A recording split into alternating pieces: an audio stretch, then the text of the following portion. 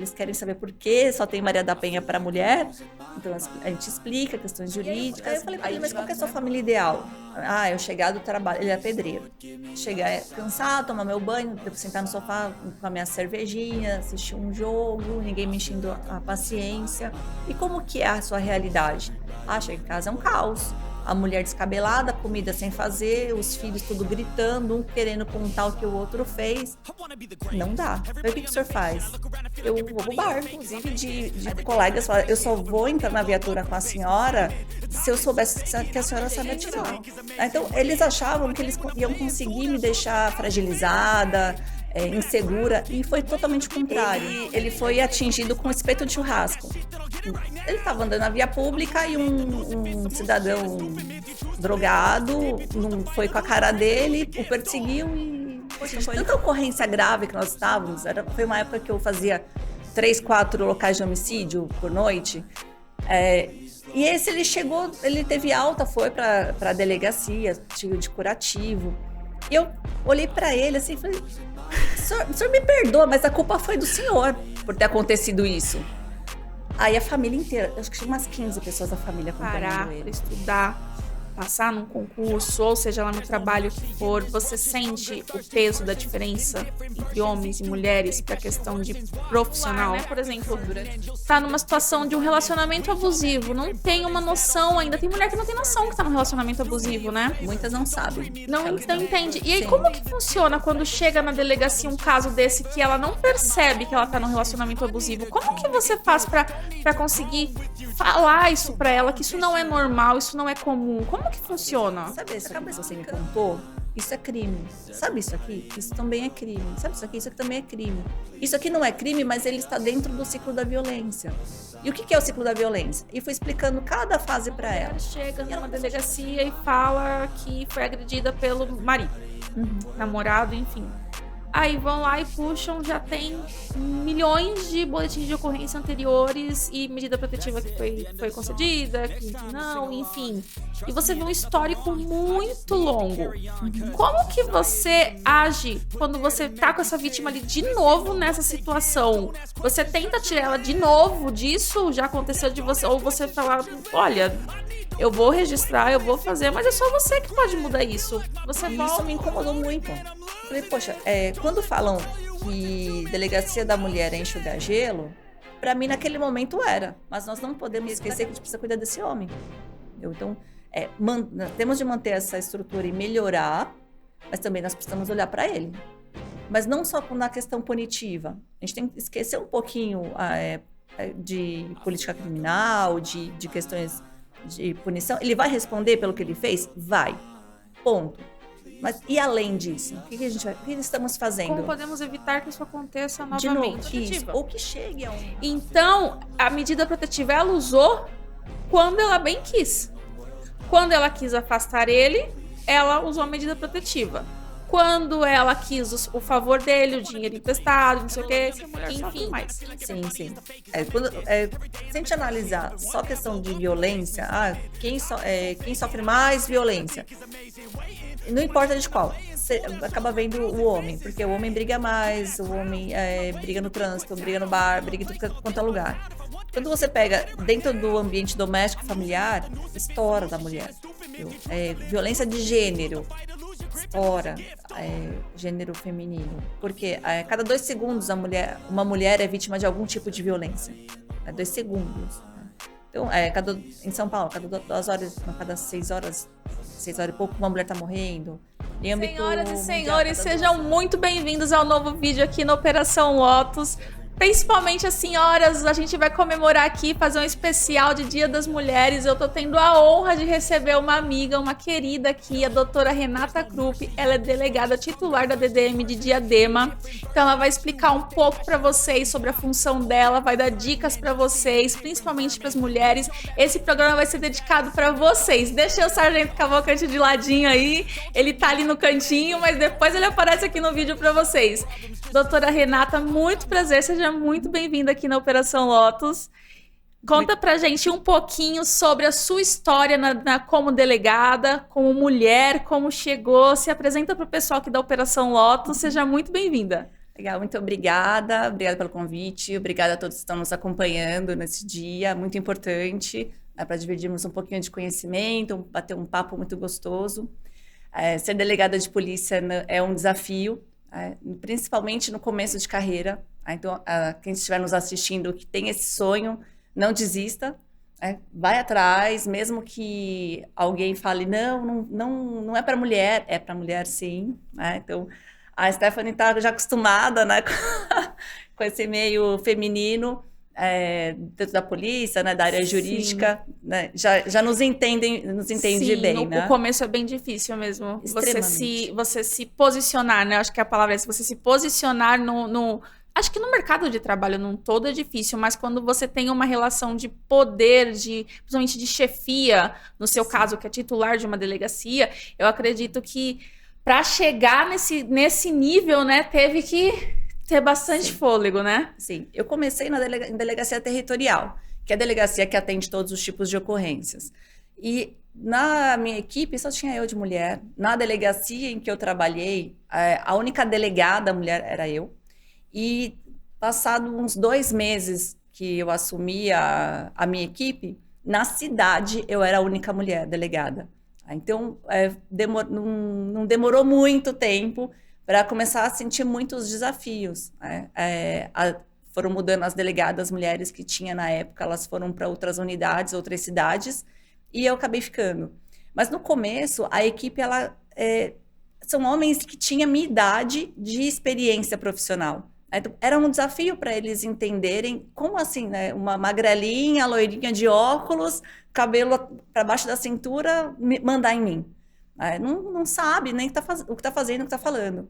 E eu sempre tive como princípio que dentro da instituição, dentro da polícia, não só da polícia civil, mas civil, militar, guarda municipal ou metropolitana, o que muda são as funcionais. Porque na hora da ocorrência, na hora do pega mesmo, somos todos iguais. Ali é um pelo outro.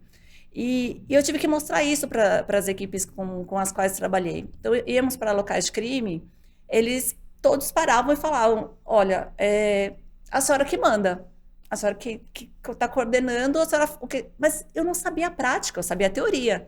Embora meu marido seja escrivão de polícia, eu acompanhei ele por muitos anos, né, as trajetórias, as experiências, quando você está ali no fogo mesmo, diferente. E é você que decide, né? E realmente eles estavam certos, sou eu quem teria de decidir.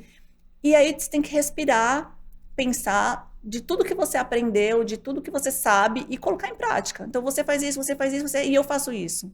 Sabe? E aí depois de tudo organizado, eles percebendo que você está firme e está dominando o que você está falando, aí eles se acalmam. Mas aconteceu, inclusive, de colegas falarem, eu só vou entrar na viatura com a senhora se eu soubesse que a senhora sabe atirar. Eu falei, ok, então vamos agora para um stand. Né? Tinha alguns stands próximos de onde nós estávamos, da base, né, onde nós trabalhávamos. Fomos, aí eu falei, eu vou primeiro, não tenho problema. Aí mostrei, estou esperando agora os colegas até hoje, são 13 anos e eles não quiseram demonstrar. Olha isso. Então, eles achavam que eles iam conseguir me deixar fragilizada, insegura, e foi totalmente o contrário. Aí eles perceberam que ali eles tinham uma parceira, e não uma concorrente ou alguém que estivesse com delegatite ou estivesse querendo ser superior. Não, eu queria que todos respeitassem cada um, todos tivessem respeito um pelo outro e todos cada um fizesse a sua parte. E vai fazendo um filtro também, né? Porque eu acredito que as pessoas que não vão trabalhar com você e já não querem trabalhar com você, já vão, né, já vai afastando. E você vai montando a sua equipe e vai trazendo para você suas pessoas de confiança, sendo homem ou mulher, né? Sim, sim.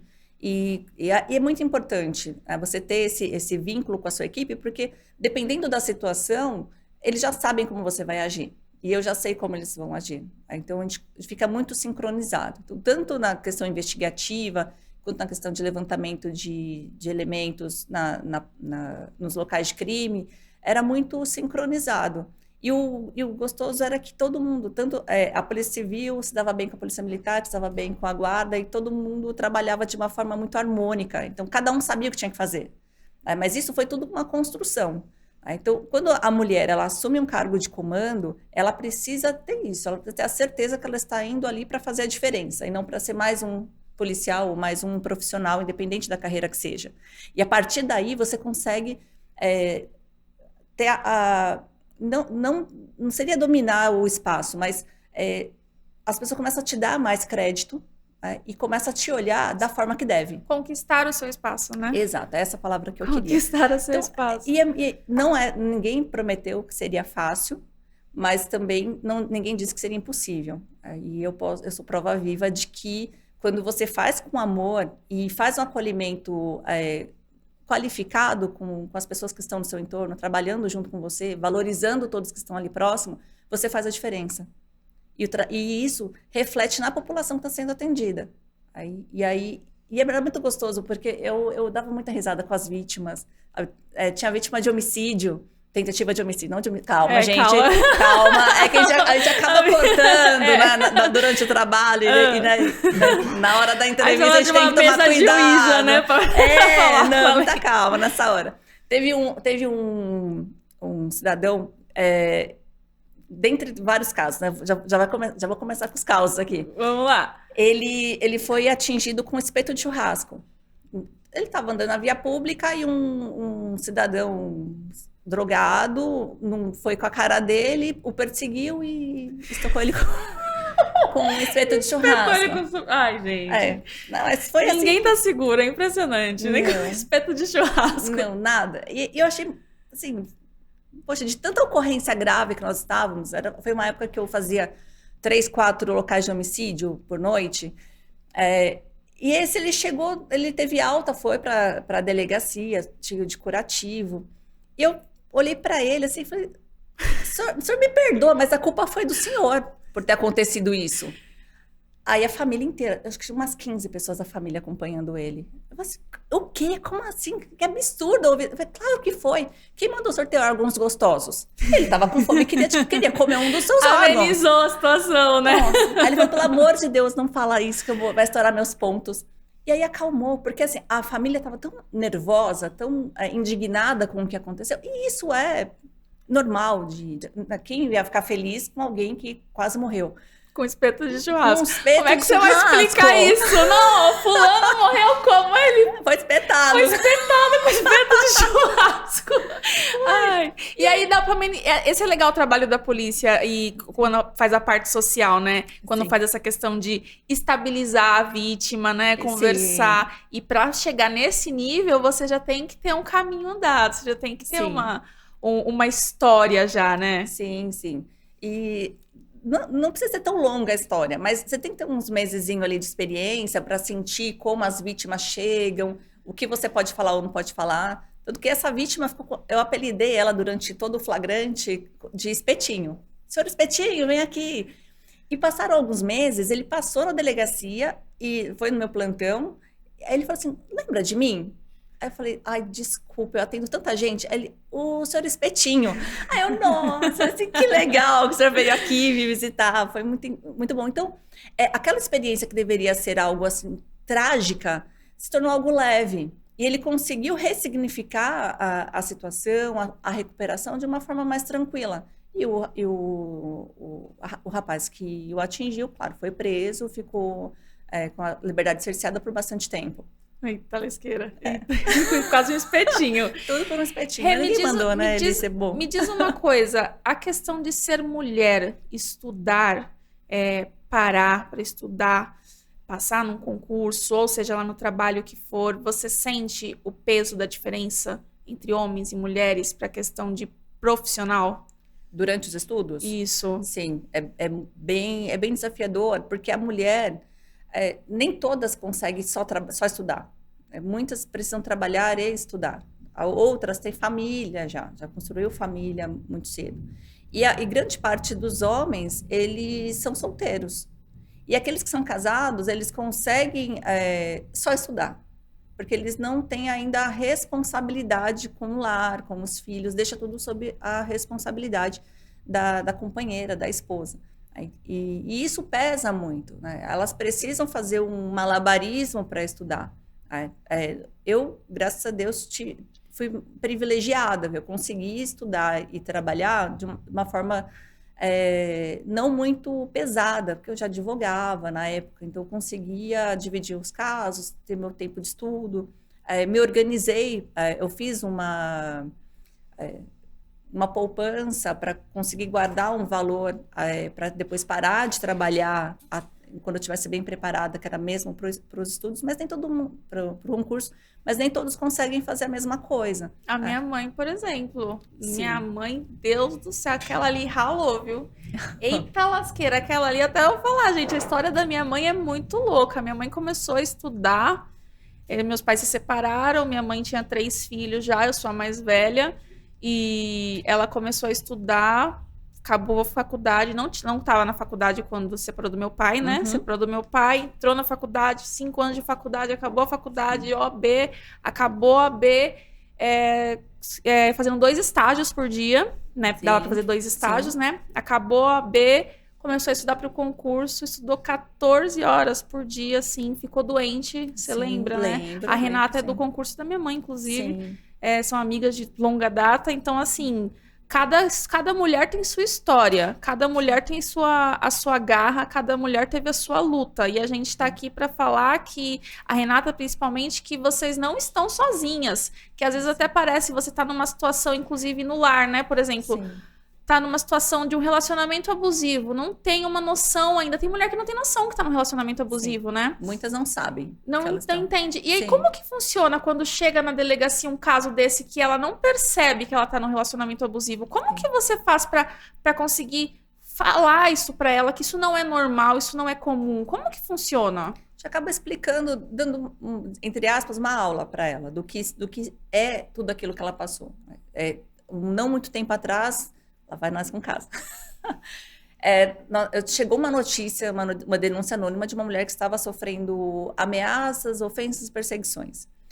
E só que ela não queria ir para a delegacia. Então, nós diligenciamos até o local, conversar com ela e solicitar que ela fosse até a delegacia, por ser um lugar onde não tivesse conhecidos, o companheiro não estaria também muito próximo dela e ficaria mais tranquilo. Quando ela chegou na delegacia, conversando com ela, eu não sofro violência doméstica. Mas o que ele faz? Como que é o comportamento? Me conta o relacionamento de vocês, desde quando vocês se conheceram até hoje. Porque o rosto dela já aparentava uma pessoa sofrida. O comportamento dela, na forma de sentar, a forma de falar, a forma de gesticular, tudo isso a gente analisa. E ela demonstrava muito sofrimento, e quando ela falava dele, ela falava com tristeza. E ela foi narrando, e tinha diversos crimes ali. E quando eu fui contando para ela, eu falei assim, sabe isso aqui que você me contou? Isso é crime. Sabe isso aqui? Isso também é crime. Sabe isso aqui? Isso aqui também é crime. Isso aqui não é crime, mas ele está dentro do ciclo da violência. E o que é o ciclo da violência? E fui explicando cada fase para ela. E ela começou a chorar. Porque ela não tinha ideia de que ela sofria, que tudo aquilo ali, ela não precisava suportar. Porque ela aprendeu que dentro de um relacionamento, você tem que suportar tudo. E não é assim. Tem que ser a mil maravilhas, contos de fadas? Não. Vai ter os desentendimentos no relacionamento? Vai. Mas nada que constranja o outro. Eu não concordo. Tudo bem, então sentem e conversem. Troquem ideia, mas não precisa de um ofender o outro para ter a própria palavra sobressaindo. E isso ela não tinha entendido até então. Principalmente na questão quando envolve relação sexual. Você pergunta, você já foi obrigada? Não, nunca fui obrigada. Todas as vezes que você teve intimidade com ele, você queria? Não, não queria, mas ele insistia. Então, você não queria. Se ele precisou insistir, é porque você não quis, ele tentou te convencer. E isso é estupro. Mas estupro não é ele vir me pegar na força? Não, se você falou não, se você não reage, ele tá te tocando e você não reage, fica parada, só empresta o corpo, isso é uma violência. Porque você não tá aproveitando, não tá curtindo aquele momento. Então você tá emprestando seu corpo. Muitas mulheres falam que é fazer o papel de mulher, né? Fazer o papel de esposa, fazer o papel de mulher.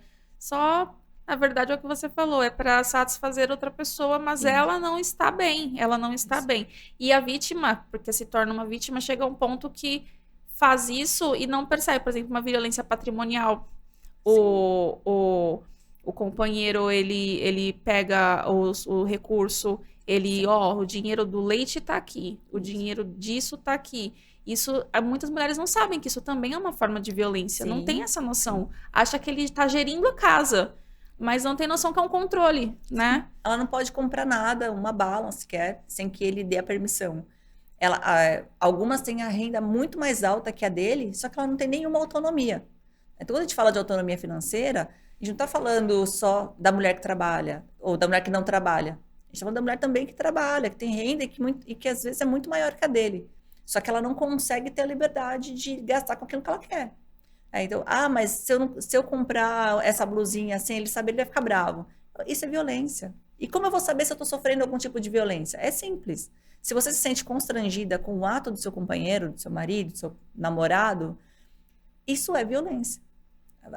Eu vou fazer escondido dele. Já é uma violência, porque se você precisa fazer escondido, significa que não há harmonia no relacionamento. Então isso aí já é um gatilho e já é um alerta de que algo está errado e que você precisa organizar. E como, assim, isso aqui é muito difícil falar, generalizar, né? Mas como normalmente a mulher faz para sair desse ciclo? Qual é a ajuda da família? Como que ela faz para sair disso? Ela tá, por exemplo, aqui assistindo agora e falou, nossa, realmente eu estou ouvindo e tem muita coisa que... Mas será que ele vai mudar? Porque tem muito disso, né? Sim. Como que faz para pegar ela e tirar desse ciclo? Porque não vai mudar, é sempre ali, ou você acha que muda? Como que funciona com a sua experiência toda nesse assunto? Ele não muda sozinho. Tá? Então, eles começam o ciclo da violência, primeiro com as ameaças, né, com os constrangimentos, vai para a segunda fase, que são as agressões, onde deixam as marcas visíveis, depois ele vai para lua de mel, onde pede perdão, nunca mais vou fazer isso. Quando chega na lua de mel, né, nessa fase onde ele se acalma porque ele percebeu que ele passou dos limites, ela acredita nele, que ele vai mudar, que nada vai acontecer mais, que ele percebeu que aquela ferida que ele causou vai ficar marcado também na vida dele. Só que se ele não tiver um acolhimento da rede municipal, rede privada, não importa qual, mas profissionais que olhem para ele e falam assim, você tem um perfil violento, tem um perfil autodestrutivo e você precisa de desconstruir tudo isso. Porque isso é uma bagagem que ele traz da infância e da adolescência e não está sabendo administrar na vida adulta. E usa da violência para esconder as suas inseguranças. Se ele não tiver esse acolhimento e se a mulher também não tiver um acolhimento onde mostre para ela que ela é uma mulher forte, uma mulher capaz, uma mulher que pode ter essa autonomia financeira, pode ter essa autonomia emocional, se não tiver esses dois trabalhar, eles não conseguem sair do ciclo da violência. Mas muitas vezes tem que ser um rompimento brusco antes de fazer esses acompanhamentos. Então, ela precisa ter uma rede de apoio, né, tanto família, amigos, locais onde ela frequenta, quanto do poder público. Então, se não tiver políticas públicas efetivas, ela vai ficar um pouco... em perigo, ela vai começar assim, a ficar numa situação que o único lugar que ela vai precisar ir, que ela não vai querer, vai ser numa delegacia. Vai ser entrar em contato com o Serviço de Emergência da Polícia Militar, entrar em contato com a Patrulha Maria da Penha. Ela não vai querer fazer isso. Então, ela vai acabar morrendo pela dificuldade de entender que ela pode sair desse ciclo. Mas é vergonhoso. Não é vergonhoso. Nós já passamos dessa fase onde a sociedade... tinha que levar em conta o que a sociedade falava. Entendeu? Você tem que saber quem é você. O autoconhecimento é o que falta muito hoje em dia. Quando você consegue ter o seu autoconhecimento, você não dá importância para as cobranças sociais, fica muito mais fácil você sair de um ciclo de violência. Mas ela está tão abalada, tão desgastada com tudo que ela sofreu, que o ciclo da violência ele demora em média de 3 a 5 anos para ela falar que ela sofre violência, para ela reconhecer que ela está passando por isso. E para quebrar o ciclo, ela demora uma média de 10 anos. Então, ela fica 10 anos sofrendo. Imagina uma mulher que sofreu 10 anos, que está ali, né, beirando os 10 anos, um pouco mais, um pouco menos, ter de respirar fundo e falar assim, chega, e sair sozinha. Ela não vai conseguir. Ela precisa de alguém que estique a mão e fale, a partir de hoje você não está sozinha. Algumas mulheres comparecem na delegacia e elas falam, mas como que eu vou sair? E eu tenho medo. Né? Dentro das estatísticas, O principal fator de não rompimento do ciclo da violência é o medo. É o medo de estar longe deste homem. Por quê? Ele perto, ele está violento, e ok. Eu sei que ele está violento, eu sei que ele vai me bater, eu sei tudo. E se ele está longe? Eu não sei se ele está me perseguindo, eu não sei se ele está aprontando alguma, eu não sei se a qualquer momento eu vou virar, vou piscar, ele vai me matar. Então, a ansiedade e a dor fica muito maior para essa mulher. Então, ela acaba não rompendo. E ela, com todos esses anos de sofrimento, sendo agredida, sendo ofendida, sendo menosprezada, dizendo que ela não tem valor, para ela sair sozinha, ela não vai conseguir. Então, ela precisa. Então, quando a mulher vai na delegacia e ela não quer fazer o rompimento, ela não quer sair do ciclo, eu mesma vou para ela e falo assim, a partir de hoje você não está sozinha. Eu falo isso para ela, para todas as vítimas. Você pode vir quantas vezes precisar. E pode me chamar. Não precisa conversar com os meus operacionais. Pode me chamar, eu desço, eu falo, porque é um sobrado lá, né? Eu desço e falo com a senhora, eu te oriento. Não precisa ser só na minha área de investigação. Pode ser também civil, pode ser família, pode ser trabalhista. O que a senhora precisar. Elas não voltam normalmente. Mas elas sabem que se precisar, elas têm para onde correr. E como que fica a parte do policial, da pessoa que está ali, do órgão público, né? Que, por exemplo, tem uma mulher que... Exemplo assim, acontece muito isso, né? Uma mulher chega numa delegacia e fala que foi agredida pelo marido, namorado, enfim. Aí vão lá e puxam, já tem milhões de boletins de ocorrência anteriores e medida protetiva que foi concedida, que não, enfim... E você vê um histórico muito longo. Como que você age quando você tá com essa vítima ali de novo nessa situação? Você tenta tirar ela de novo disso? Já aconteceu de você? Ou você fala, olha, eu vou registrar, eu vou fazer, mas é só você que pode mudar isso. Você volta. Como que lida com isso? Porque eu acho que também tem a questão a pessoa parece que vai lá só para registrar, porque eu já vi casos de que parece que a pessoa só vai lá para registrar, para botar medo em alguém, para se vingar naquele momento e depois volta. Sim, ela volta por conta da dependência emocional. Ela não consegue romper, porque ela não consegue ver o lado negativo da pessoa, ela só vê o lado positivo. Ainda que ela seja toda machucada, ela fala, mas ele é um bom trabalhador, um bom homem, ele não escandaliza na via pública, só dentro de casa. Ele é um bom pai, só não é um bom marido. Então, ela olha mais para a família e ela esquece dela. Ela acredita que ela precisa dar um sustento geral e esquecer dela. Em algum momento alguém vai lembrar de mim. E ela faz o boletim de ocorrência... porque se ela morrer, ela já tem um histórico do que estava acontecendo com ela. Então, muitas pensam dessa forma. As vítimas que chegam eu vou falar da minha realidade, não em questão institucional. Quando a vítima volta pela segunda vez, já me levanta um alerta. E eu já oriento ela, já encaminho para a rede de acolhimento à mulher em situação de violência. Se ela tem medida protetiva, eu já peço a prisão preventiva do agressor. Quando é uma situação que depende da vontade dela para que possamos investigar, aí eu chamo ele e encaminho ele para o programa Homem-Se Inconsciente também, para que ele possa ter essa oportunidade de desconstruir toda essa violência que ele aprendeu. Fala um pouquinho desse programa para o pessoal, que às vezes a gente nem sabe, nem imagina que existe, né? Sim. Acho bem interessante. Fala um pouquinho desse programa. Então, ele chama Homem-Se Inconsciente também, eu que idealizei e desenvolvi, junto com uma equipe de psicólogos, assistentes sociais, e sociólogo, não posso esquecer do Fábio, viu, Fábio? Que também contribuiu para o desenvolvimento.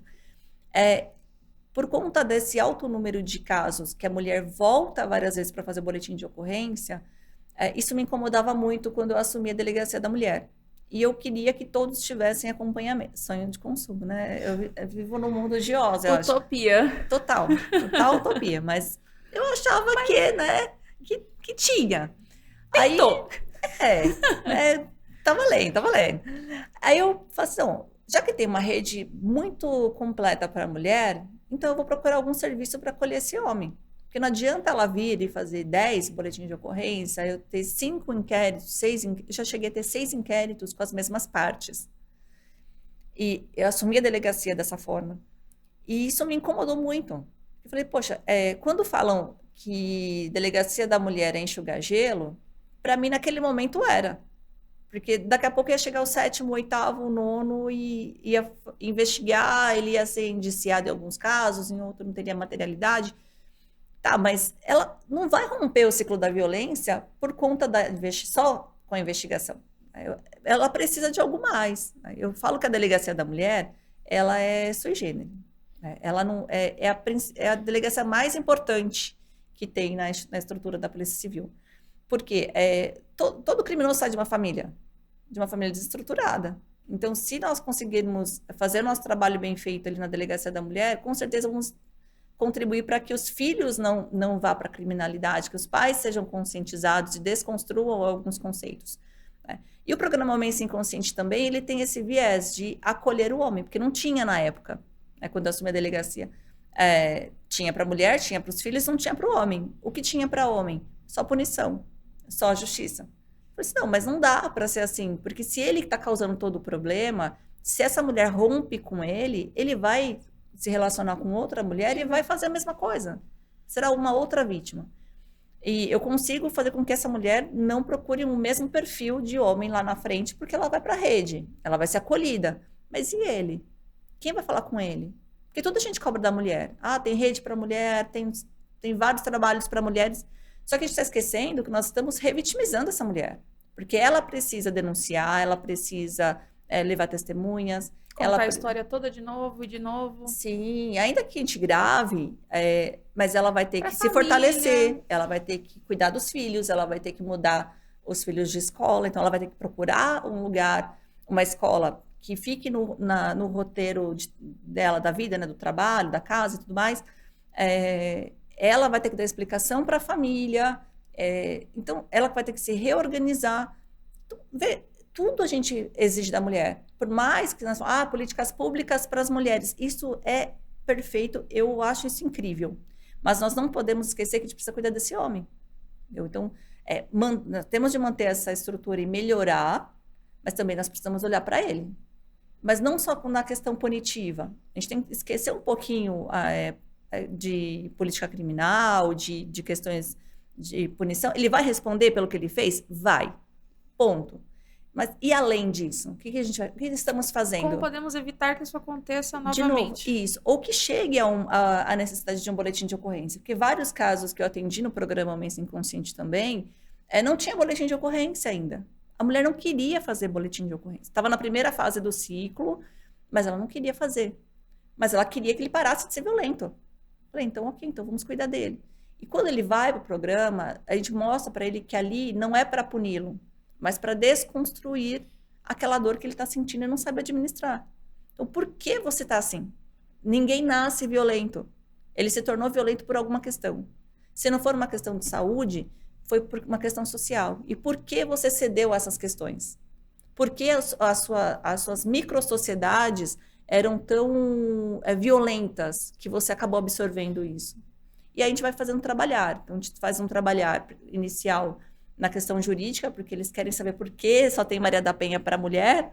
Então, a gente explica questões jurídicas, aí a gente já vai para a questão econômica. Então, assim, as coisas que mais nos preocupa, a gente coloca já de início, que é para que eles quebrem essa ideia de que eles estão ali para ser julgados. Então, a gente vai dando informações para eles. Então, já vai questão econômica, depois a gente já entra na parte sensível, de autoconhecimento. Então, o profissional que fala com eles de autoconhecimento é onde eles se quebram, onde eles choram, onde eles resgatam algo que eles gostavam, mas não podiam fazer. Eles entendem o motivo deles serem assim, né? Sim. Você acha que o seio familiar influencia muito? A maioria, eu acho. Sim.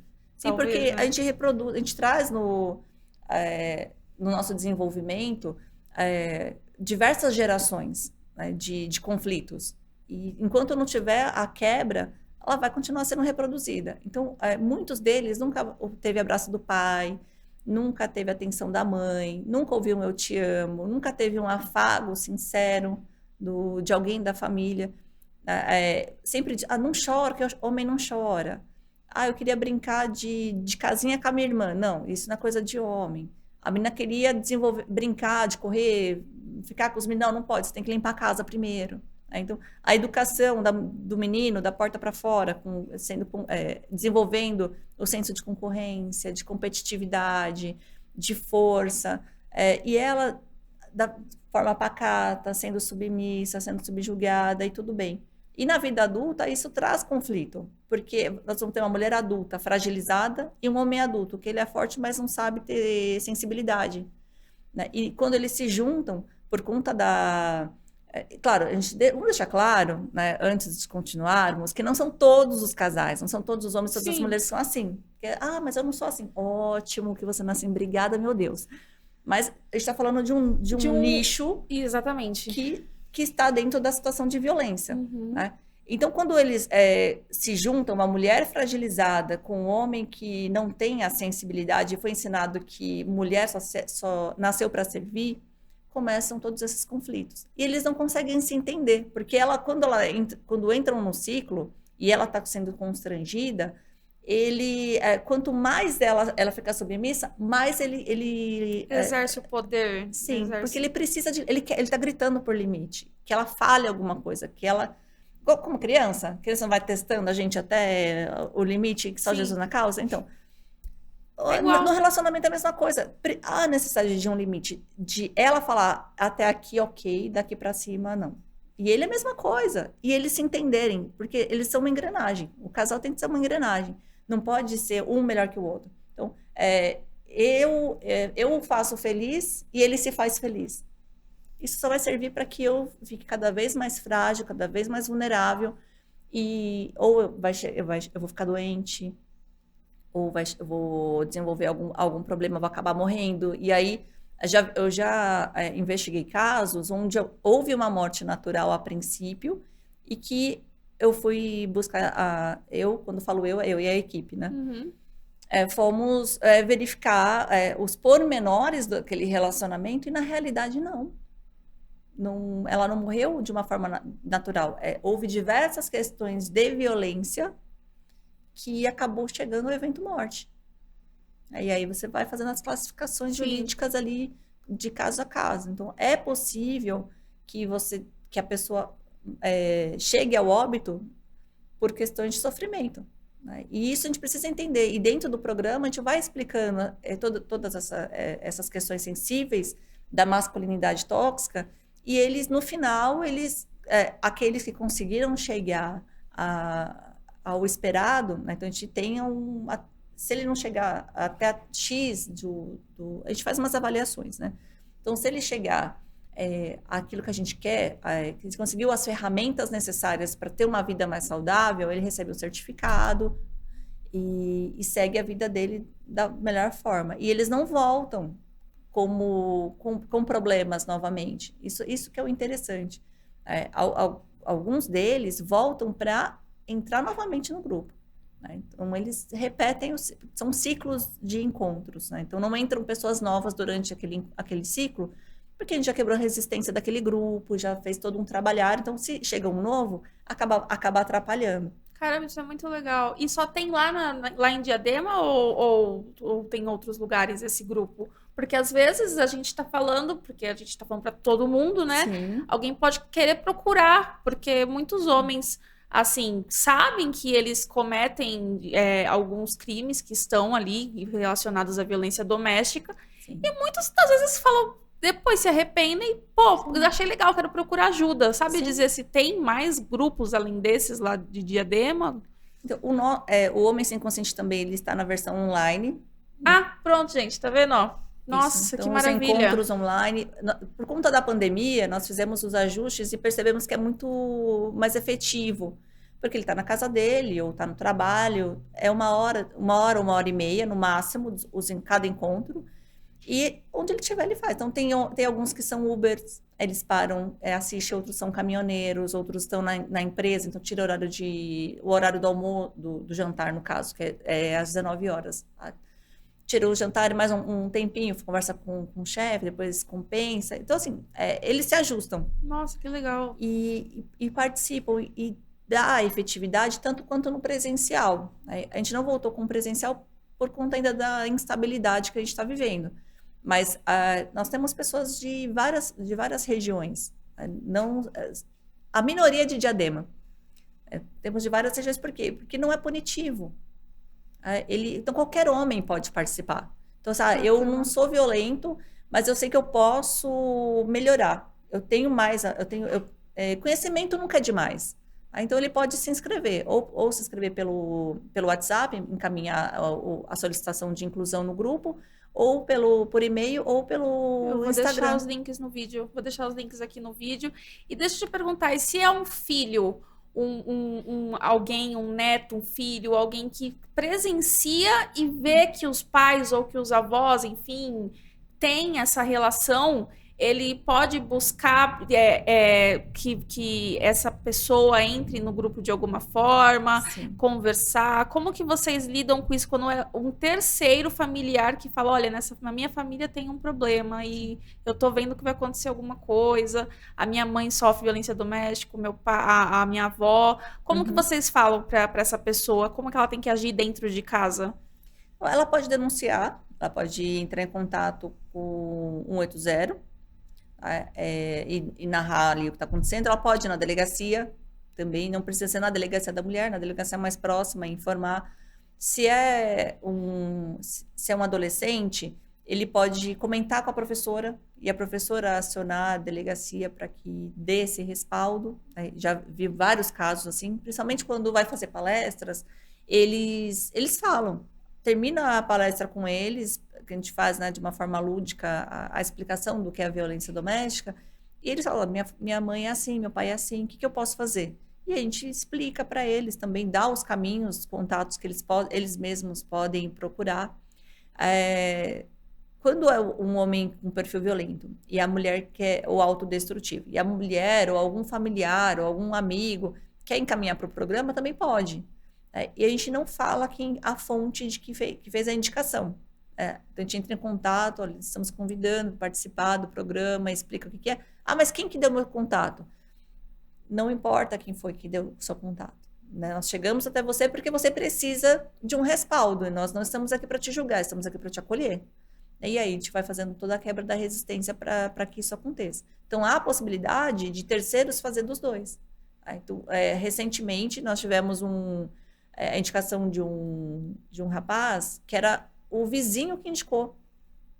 Ele falou assim, olha, eu conversei com a esposa dele, disse que ia tentar ajudar, então é possível pedir a inclusão dele? Eu falei, é possível.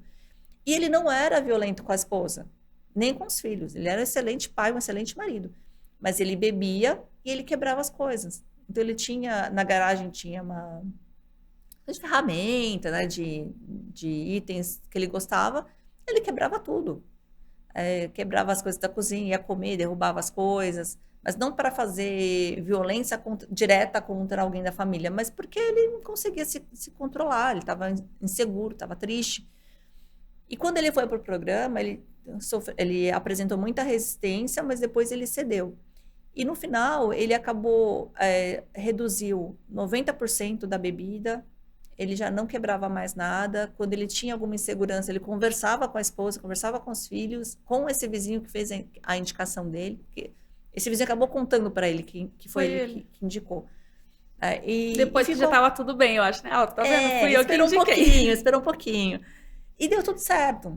Então, tem vários exemplos brilhantes, assim, de pessoas que tiveram resistência e no final agradeceram. Tinha um outro que ele tem, né, 7 filhos, e eles eram clientes já na delegacia, porque estava um desafio cuidar deles. E aí eu falei assim, não, você vai para o programa. E ele foi. Muita resistência, mas foi.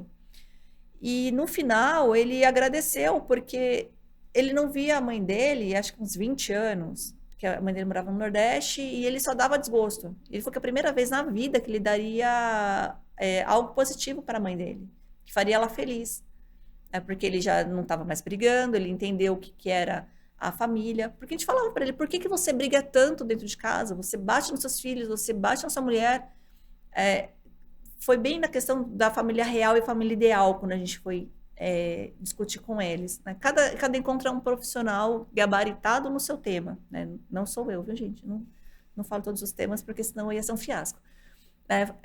Cada profissional, então, economista, psicólogos, assistentes sociais, sociólogo, e aí por diante.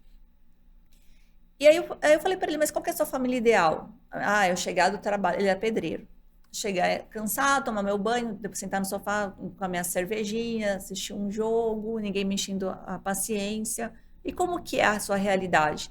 Ah, chega em casa é um caos. A mulher descabelada, comida sem fazer, os filhos tudo gritando, um querendo contar o que o outro fez. Não dá. Aí o que que o senhor faz? Eu vou pro bar. Aí depois eu sei que todo mundo foi dormir, eu volto. Assim, então, mas por que que teus filhos fazem isso? Qual que você já pensou que eles estão querendo só um olhar do senhor? Um pedido de aprovação? A atenção, né? O pai. Sim, é um pedido de amor. Então, O- quando você olha para o seu filho, um minutinho que seja, dá um abraço nele, pergunta como foi o dia. Ele não vai responder, nem sempre eles vão responder. Ah, tá bom, foi bem. Ó, legal, ó, maneiro. Mas pelo menos teve atenção. A esposa ficou o dia inteiro cuidando de criança. Ela precisa de ouvir a voz de um adulto. Conversar com alguém. Às vezes a mulher só tem o cara para conversar. Quando ele chega do trabalho, às vezes ela tá, minha mulher tá descabelada, minha mulher tá isso, tá aquilo, porque ela tá sobrecarregada. Sim. Olha desse lado. Né? Não olha só a capa de revista. É a vida real, gente. Tem que olhar o que você tem. E como que você pode melhorar isso? Senta com seus filhos, pega um copo de água, ou um suco, alguma coisa, senta com eles, conversa um pouquinho, ouve cada um deles, olha para eles, dá atenção para sua esposa. Senta do lado dela enquanto ela estiver fazendo alguma coisa, ou faça para ela alguma coisa, lava uma louça, sei lá, mas faça alguma coisa que seja agradável para os dois. E vai ver que depois de 1, 2 minutos com cada um dos seus filhos, eles não querem nem saber do senhor. Vai ficar todo mundo mais calmo, cada um vai fazer suas coisas, você vai dar atenção para sua esposa e vai conseguir sentar e ver o seu joguinho. E assistir, tomar sua cervejinha e ver. Cada coisa tem seu tempo. Sim. E eu fiz um teste com ele. Falei assim, então o senhor vai fazer, na próxima semana o senhor me conta. Não, foi um fiasco a primeira semana. A segunda foi melhorando. E aos poucos ele foi pegando o jeito de como acalmar todo mundo, de como fazer ele ficar bem e a família ficar bem. O tempo de cada um, né? A linguagem de cada um. Porque eu já ouvi falar também que cada um tem uma linguagem, né? Uma pessoa, ela quer mais conversar, né? Eu quero mais falar, eu quero falar como é que foi meu dia. Isso. A outra liga mais para um gesto, para um ato, por exemplo. Isso. Você colocar na cama para dormir, você dar uma atenção com um gesto, você fazer um jantar, alguma coisa. Então, você entender a linguagem de cada pessoa da sua família, porque é uma família, né? Não adianta você chegar em casa e falar assim, quer saber, eu vou sair de casa, esperar todo mundo dormir para eu voltar. Quem tá fazendo o papel de pai ou o papel de marido, né? Sim, tá deixando essa família desconhecida, né? Deixando ela vulnerável. E sobrecarrega a mulher, que é o que a gente começou a falar lá no começo, que a mulher que, por exemplo, que quer estudar, que quer fazer alguma coisa, ela não consegue porque, é o que você falou, muitas vezes joga tudo nas costas da mulher. Isso. Mas e trazendo uma ressignificação de comportamento, uma desconstrução desse machismo tóxico, a gente consegue reorganizar a família. Então, assim, a questão ali da família não é, em todos os casos, não é punição, é um ajuste. Então, se você consegue trazer esses ajustes, tentar tirar aquela ferida que ele trouxe da infância. Eu vi meu pai e minha mãe se agredindo. Vai chegar ele vai construir a família dele, quando ele não souber o que fazer, ele vai buscar na memória como que meus pais agiram daquela forma. Como os meus padrinhos que me criaram agiam daquela forma. E vai aplicar. Mas se você traz ferramentas corretas para ele e para ela, eles vão saber lidar. Aí a questão da gritaria, das ofensas, da violência, ela vai ser reduzida. E aí essa família vai entrar nos eixos, como foi o caso deste e de tantos outros que passaram pelo programa. Tivemos casos de homens que tentariam um suicídio se não tivessem ido para o programa, que já estavam com um pensamento suicida. E, graças a Deus, deu tempo de fazermos a intervenção e eles mudar esse pensamento e ajudar outros homens.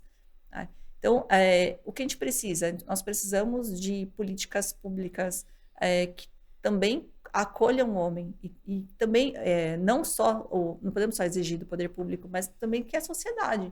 se una. Esse trabalho, ele não é institucional, não é da Polícia Civil, é um trabalho que, paralelo ao que eu já faço profissionalmente, foi desenvolvido com um grupo de voluntários que doamos o nosso tempo, o nosso conhecimento para pessoas que precisam. É isso que a gente faz. E é bacana a gente falar também dessa questão que você falou, o homem também precisa de ajuda, apesar de ser Dia das Mulheres, a gente está fazendo um vídeo para as mulheres, né?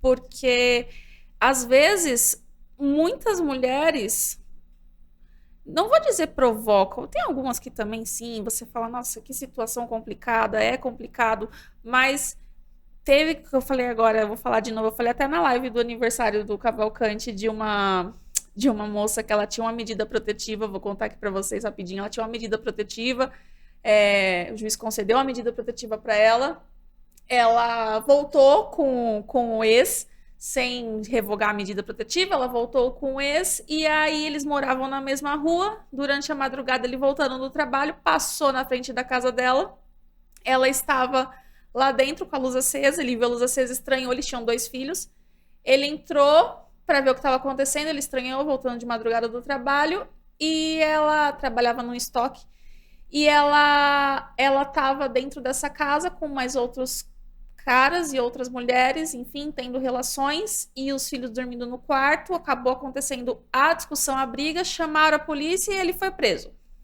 porque ele tinha medida protetiva. Então, a medida protetiva ela usou quando ela bem quis. Quando ela quis afastar ele, ela usou a medida protetiva. Quando ela quis o favor dele, o dinheiro emprestado, não sei o quê, enfim. Então, eu acho que cabe aqui a gente falar essa questão o judiciário, ele muitas vezes acaba negligenciando mulheres que realmente precisam, porque tem aquela porcentagem, é pequena, mas é uma porcentagem que acaba prejudicando mulheres que de fato precisam. Você fala, nossa, como que o juiz não concedeu essa medida protetiva? Porque o judiciário está carregado de pedidos que às vezes você olha e fala, nossa, mas é a 10ª medida protetiva que essa mulher pede para ele. E vai lá e volta. E ele foi preso. Sim. A gente tem que entender que a medida protetiva não é a vontade dela que prevalece. Então, não é ela que fala assim, agora ela vale, agora ela não vale. Então, a partir da ciência dele, essa medida protetiva ela não foi revogada se a mulher falar que volta para casa. Ele precisa esperar que a justiça fale, a partir de agora está revogada. Então, no minuto seguinte, no dia seguinte, ele pode voltar para casa, pode voltar a se relacionar com ela. Enquanto a medida protetiva estiver válida, estiver com a possibilidade de aplicação, ainda que ele volte com ela, ele está em flagrante. Ele pode ser preso a qualquer momento. Então, tem que tomar muito cuidado com isso. Nós temos também um pouco de cuidado quando ela pede o cancelamento da medida protetiva, porque algumas elas estão sendo coagidas, forçadas àquela situação. Já peguei vários casos dele acompanhá-la, ele fala, não, a gente está bem, nós nos amamos, vamos casar semana que vem, e ela estar aflita. Não, é verdade, não, sim. Então, a leitura corporal da mulher nesse momento... Como funciona nesse caso? Ele vai preso. Então, se a medida protetiva está válida, ele vai com ela para a delegacia, já tá errado. Ele fica. Já tá errado. Porque se ele acompanhou, ele foi muito audacioso. Ele demonstrou que ele não respeita a delegacia, a segurança pública, o sistema de justiça, ele não respeita ninguém. Porque ele chegou lá, então, ela vai cancelar, pronto, acabou. Quem que é você na fila do pão, meu filho, para mandar em todo mundo? Não vai. Inclusive, você tá preso. Exatamente. Então, vários casos, eu já perdi as contas de quantos tentaram a sorte indo lá. E ela fala, mas eu quero sim que cancele. Então, vamos fazer o seguinte, hoje ele vai preso e na sua oitiva a gente consta que você deseja que este seja o último ato de validade da medida protetiva, que a partir de então você quer o cancelamento. mesmo porque direito, delegacia, não é brincadeira, né, gente? Não é assim pra brincar. Ah, agora eu briguei e vou fazer o boletim de ocorrência, eu vou chamar a polícia. Agora eu briguei e vou ligar aqui 190. Desce a viatura aqui, gente. Aí, não, agora eu voltei. Não dá. A gente avalia muito os fatores de risco, Sim. né, do relacionamento. Então, em alguns casos, é muito visível que não é ele o problema, que é ela o problema. Essa é a minoria da minoria, né? Que ela que causa todo o problema e acaba ele descontrolando. Ele vai responder? Ainda assim? Vai. Não necessariamente aplicando a Lei Maria da Penha junto. Vai responder pelo Código Penal. Penal. Não, pneu. Pneu. Muita calma nessa hora. Nós não podemos confundir que a questão de compensação. Mas eu bati porque ela me provocou. Então, ok. Então, ela vai responder pela provocação e você pela agressão. Aí que é interessante a gente falar, porque muito homem fica o que você falou, muito homem não entende. Porque, Maria da Penha, existe agressão contra o homem, existe a violência contra o homem, mas é desproporcional com a mulher. Muita mulher provoca por ciúmes. Eu quero ver o celular dele, eu quero ver isso, eu quero ver aquilo. E quebra a casa do cara, quebra o cara, arranha o cara. Já tem caso da mulher chegar com um roxinho e o cara todo arranhado. Sim. Mas é desproporcional se ele dá um tapa nessa mulher, pronto. A mulher... A não ser que tem aqueles casos extremos que a mulher dá 2 do cara, né? Sim. Já aconteceu, ela dá um já de eu ver. E ele quase matá-la. Já aconteceu lá na delegacia da mulher quebrar o vaso na cabeça dele. Sabia? Sabe aqueles vasos que tem... Aqueles vasos pesadão, sabe? Que fica na porta do hall, assim. Ela pegou o vaso e deu na cabeça do cara. O cara ficou... Né? De vulnerável não tem nada ali, né? É desproporcional. Mas o homem também tem o seu resguardo, também a justiça também vai resguardar, a delegacia também vai acolher. Mas a verdade é que quando a questão vira uma violência, a mulher sofre mais. Sim. Se a gente analisar só questão de violência, quem sofre mais violência, não importa de qual, você acaba vendo o homem, porque o homem briga mais, o homem briga no trânsito, briga no bar, briga em tudo quanto é lugar. Quando você pega dentro do ambiente doméstico e familiar, estoura da mulher. Violência de gênero, estoura. Gênero feminino. Porque a cada 2 segundos uma mulher é vítima de algum tipo de violência. 2 segundos. Né? Então, em São Paulo, cada 6 horas e pouco, uma mulher está morrendo. Em âmbito mundial, cada 2h30, uma mulher morre por feminicídio. E o feminicídio não é só dentro de ambiente doméstico familiar, né? Tem que deixar bem claro isso. Pode ser em qualquer situação, desde que a mulher morreu pelo simples fato de ser mulher. Então, pode ser no trânsito, pode ser numa fila, não importa. Morreu porque é mulher. Mas como eu vou saber se é feminicídio ou não? Porque dentro do relacionamento é mais tranquilo de avaliar. Fora, é simples, coloca um homem no lugar. Se essa pessoa que morreu, se fosse um homem no mesmo lugar, fazendo a mesma coisa... Teria ocorrido essa morte? Sim. Então, não é feminicídio. Não teria ocorrido se fosse um homem. Então, é feminicídio. Então, assim, uma forma bem singela. Sim. Claro, tem várias outras análises. Mas para a pessoa leiga ter uma ideia de como ela se posiciona, se ela concorda, se ela não concorda, na conversa, para ver se a gente vai, né, dar nossos pitacos. Então, é dessa forma que vai avaliar. Né? A mulher, ela sofre muito. Nós precisamos falar muito sobre essa questão da violência contra a mulher, porque ela ainda é vista como um ser de subjugação. Né? Que não tem valor, que numa mesa de reunião ela tem que falar menos.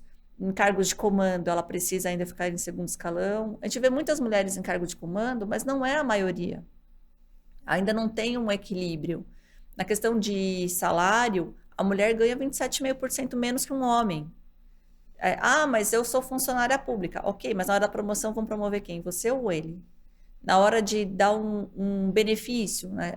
Vou escolher alguém para dar um benefício, dependendo do cargo, não só de segurança pública, como um todo.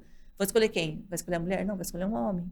Entendeu? Então, a gente tem que avaliar essas questões que ainda a mulher tem muito a avançar. Já avançou muito, a gente pode ver lá atrás. Nós estaríamos hoje conversando numa situação como era há alguns anos atrás, né, década de 70, lá atrás. Então, assim, muitas mulheres sofreram para que hoje nós pudéssemos estar aqui conversando e preparando as futuras gerações para que elas exijam o lugar delas, né? Que a voz, que elas possam falar, que elas possam exercer o que elas quiserem. Né? Quando a gente fala lugar de mulher onde ela quiser, realmente é onde ela quiser. Ninguém pode falar que não. Muitas pessoas falaram que eu não podia ser delegada de polícia. Eu já eu já quase fui punida em um trabalho porque o meu superior, eu fiz direito e ele falou que eu não podia fazer direito, a faculdade de direito, porque isso era coisa de homem. Então, se eu atrasasse 1 minuto, eu era punida. Quem fazia administração, secretariado, essas áreas que eram mais vista como feminina, ok, podia atrasar meia hora, 1 hora, 2 horas, não tinha problema. Mas eu não podia porque eu era a única que estava numa atividade masculina. Então, é um absurdo. Prestar o concurso para delegado. Não, vai ser outra coisa. É muito perigoso. Por que perigoso? Então, o perigo é relativo. E aí você vai falar... então, a sua visão de perigo, eu tenho que absorver. Eu não tenho capacidade de desvencilhar disso, meu potencial, então tem que ser outro. Então, a gente não pode absorver o que os outros falam. Não se deixe subjugar, não se deixe se fragilizar, porque outras pessoas não acreditam em você. Acredite no seu potencial e vai para cima e tente o que você quiser sempre.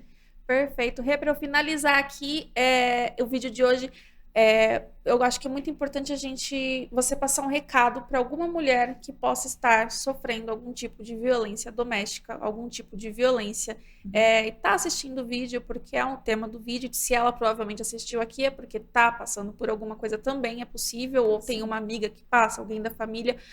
Você tem um recado, você tem algo para falar para essa mulher? Pode falar. Sim. Não se cale, denuncie. Na dúvida, procure ajuda. Eleja alguém da sua confiança para te acompanhar nos serviços ou para compartilhar o que você está passando, para que juntas possam procurar ou uma delegacia ou um acolhimento. Mas saia da violência. Se você está se sentindo constrangida e não consegue ir sozinha, vá com alguém da sua confiança. Se ambas não conseguem resolver todos esses desafios, procure uma delegacia mais próxima que vai ter todo o auxílio necessário. Gente, é isso. Ficamos por aqui. Se inscreva no nosso canal, curte nosso vídeo. A doutora Renata passou 1 milhão de dicas para vocês, um conteúdo riquíssimo. Agradeço muito sua presença, Renata. Quer mandar um abraço para alguém, um beijo para alguém? Fica à vontade, pode mandar. Tá. Queria primeiro agradecer não sei se posso falar aqui do pessoal que me ajuda muito, o estúdio Andréa Freitas, Hair, Make e Nails. Fica em Santo André, na Alameda São Caetano 222. Meninas, obrigada pelo apoio, obrigada por acreditarem na causa, estarem juntos conosco sempre. E a Kel Doces também, que é maravilhosa. Não deu tempo de passar lá para trazer um mimo para vocês, mas fica aqui, né? Kel Doces, daqui a pouco a gente vai passar aí. Isso, né? Então sigam o Instagram lá, mas fica aqui, né, já gravado. Já coloco aqui, né? o arroba. Isso, que são maravilhosos os doces deles. Minha família, né, o Fábio e o Thiago, que me apoiam muito, né? Sem o apoio deles não conseguiria ajudar outras pessoas.